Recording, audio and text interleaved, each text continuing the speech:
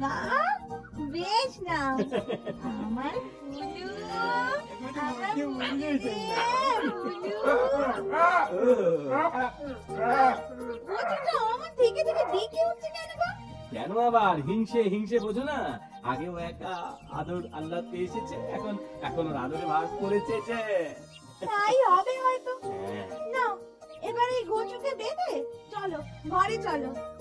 আমার বুলু রে, সোনা বুলু, ছোট্ট বুলু। এই কমাসেই ভুলটা বেশ বড় সড়ো হয়ে উঠেছে, তাই না? হবে না? ওর কি আমি কম যত্ন আত্তি করি? কিন্তু গিন্নি গেঁচুটা ওকে খুব হিংসে করে জানো। সে আর জানি নে। হুম। আমি যেই বুলুকে আদর যত্ন করি ও সমানে চেঁচাতেই থাকে।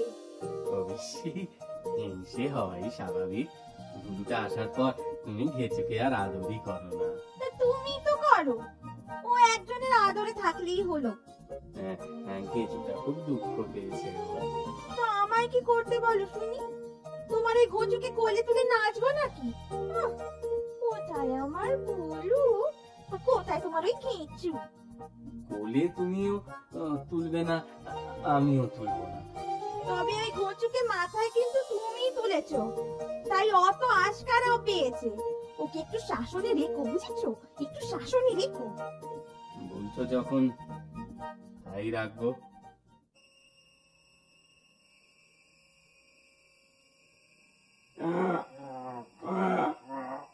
তুমি তো এই সেদিন ঘরে আসলে, এদের জন্য আমি কত করেছি, কত করে চলেছি। আমার কাছে তো আমিও করি। তোমার আর কি কাজ বলো? কেন? রাত জেগে ঘর বাড়ি পাহারা দেওয়া? ওটা আবার কোনো কাজ হলো নাকি? আমার মতো বোঝা বয়ে যদি রোদে জলে রাস্তায় চলতে হতো তো বুঝতে। আমার বুঝে কাজ নেই, আমি শুধু জানি আমার কাজ আমি করি। যত আদর তোমার বেলা, আমি যেন কেউ না। এটা কি ঠিক? সে আমি কি বলবো?